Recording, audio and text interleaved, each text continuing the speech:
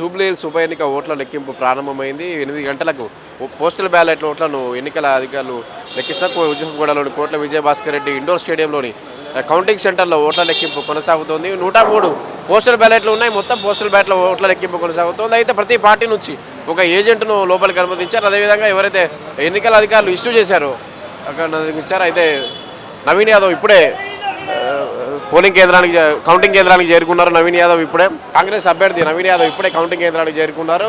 Postal బ్యాలెట్ల ఓట్ల లెక్కింపు మొదలైంది కాసేపటి కిందటే. అయితే ప్రధాన పార్టీల అభ్యర్థులు ఎవరైతే ఉన్నారో కాంగ్రెస్ నుంచి నవీన్ యాదవ్, బీఆర్ఎస్ నుంచి మాగంటి సునీత, బీజేపీ నుంచి లంకల దీపక్ రెడ్డి కౌంటింగ్ కేంద్రాలకు చేరుకుంటున్నారు. యూసఫ్గూడలోని కోట్ల విజయభాస్కర్ రెడ్డి ఇండోర్ స్టేడియంలో పోస్టల్ బ్యాలెట్ల ఓట్ల లెక్కింపు ప్రారంభమైంది. మొత్తం అయితే నవంబర్ 11 జరిగిన పోలింగ్లో 48.48% పోలింగ్ నమోదైంది. అయితే గతంలో కంటే కేవలం ఒక 1% మాత్రమే 2023 అసెంబ్లీ ఎన్నికల కంటే 1% మాత్రమే పోలింగ్ పెరిగింది. భారీగా పోలింగ్ వస్తుందని ఎన్నికల అధికారులు కూడా భావించారు. 20,000 ఓట్లు పెరిగాయి. ఓటింగ్ 50% దాటుతుందని భావించారు. కానీ జూబ్లీహిల్స్ ఉప ఎన్నికల్లో ఓటింగ్ 1% మాత్రమే. గత అసెంబ్లీ ఎన్నికలతో పోలిస్తే ఈసారి 1% మాత్రమే పెరిగింది. 48.48% పోలింగ్ నమోదైంది.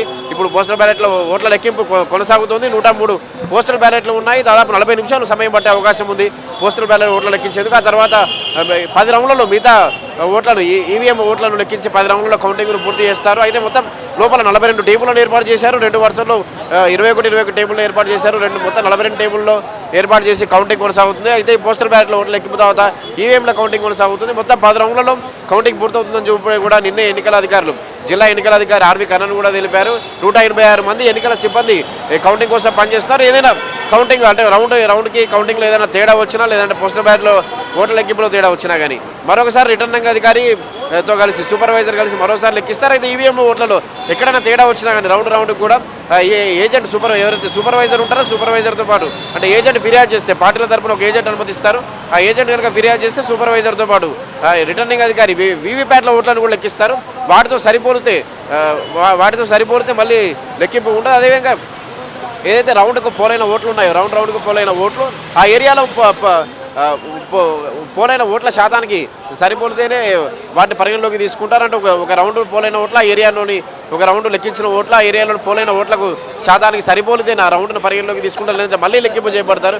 మొత్తంగా అయితే జూబ్లీహిల్స్ ఉప ఎన్నికకు సంబంధించి పోలింగ్ ఉత్కంఠగా కొనసాగుతుంది. పోస్టల్ బ్యాలెట్ల ఓట్ల లెక్కింపు కొనసాగుతుంది. 40 నిమిషాల పాటు ఈ ఓట్ల లెక్కింపు జరగనుంది. ఆ తర్వాత ఈవీఎం ఓట్లకి వెళ్తారు. ఒక్కో రౌండ్కి దాదాపు 40 నిమిషాల నుంచి గంట పాటు పట్టే అవకాశం ఉంది. 10 రౌండ్లలో ఓట్ల లెక్కింపు పూర్తి చేస్తారు. మధ్యాహ్నం 2 గంటల వరకు తుది ఫలితం వచ్చే అవకాశం ఉంది. దాదాపు 11-12 గంటల వరకల్లా ఎవరు లీడింగ్లో ఉంటారని కూడా మనకు పూర్తి స్థాయిలో తెలుస్తుంది. పోస్టల్ బ్యాలెట్లో ఓట్లు లెక్కింపు తర్వాత ఈవీఎం ఓట్లను లెక్కిస్తారు. మొత్తం ఒక్కొక్క రౌండ్కి 10 రౌండ్లలో ఒక్కో రౌండ్కి 40 నుంచి గంట పాటు పట్టే అవకాశం ఉంది. మధ్యాహ్నం 2 గంటల వరకు తుది ఫలితం వస్తుంది. అయితే సాయంత్రం 4 గంటల వరకు ఓట్ల లెక్కింపు కొనసాగుతుంది. అయినప్పటికీ 2 గంటల కల్లా తుది ఫలితం వచ్చే అవకాశం ఉంటుంది దాదాపని కూడా నిన్న జిల్లా ఎన్నికల అధికారి ఆర్వి కన్నన్ తెలిపారు. లోపల కూడా ఇక్కడ పోలీసు బందోబస్తు కూడా భారీగా ఉంది. ప్రధాన పార్టీల అభ్యర్థులు కూడా ఇక్కడ చేరుకున్నారు. కాసేపటి క్రితమే మనం చూసాం నవీన్ యాదవ్ ఇక్కడ చేరుకున్నారు. కాంగ్రెస్ అభ్యర్థి నవీన్ యాదవ్, లంకల దీపక్ రెడ్డి బీజేపీ అభ్యర్థి, మా బీఆర్ఎస్ అభ్యర్థి మాగంటి సునీత కూడా ఇక్కడ చేరుకున్నారు. అయితే బీఆర్ఎస్ కాంగ్రెస్ మధ్య హోరాహోరీ ఫైట్ నడుస్తున్నట్లు తెలుస్తుంది. గెలుపుపై ఎవరికి వారే ధీమగా ఉన్నారు. 2 రోజుల కింద వచ్చిన ఎగ్జిట్ పోల్స్ కూడా కాంగ్రెస్ వైపే మొగ్గు చూపాయి. దాదాపుగా 90% ఎగ్జిట్ పోల్స్ కూడా కాంగ్రెస్ వైపు చూపాయి. ఒక 2-3 ఎగ్జిట్ పోల్స్ మాత్రమే బీఆర్ఎస్ గెలుస్తుందని చెప్పాయి. కాబట్టి కాంగ్రెస్ అభ్యర్థి నవీన్ యాదవ్ గెలుపుపై చాలా ధీమగా ఉన్నారు. ఆయన కాసేపటి కింద లోపలికి వెళ్ళడం కూడా చూసాం. చాలా ధీమాగా గెలుపుపై ఉన్నారు. ఆయన బీఆర్ఎస్ అభ్యర్థి మాగంటి సునీత కానీ బీఆర్ఎస్ నేతలు కూడా గెలుపుపై ధీమాగా ఉన్నారు. కానీ ఎగ్జిట్ పోల్స్ అంచనాలు మరి తానుమారవుతాయా అన్నది కూడా ఓట్ల లెక్కింపు తర్వాత చూడాలి. తుది ఫలితం వచ్చే వరకు వేచి చూడాలి. ఇది ఇక్కడ పరిస్థితి. కౌంటింగ్ కేంద్రం వద్ద కెమెరామెన్ తరుణ్తో వంశీ పల్లవి టీవీ.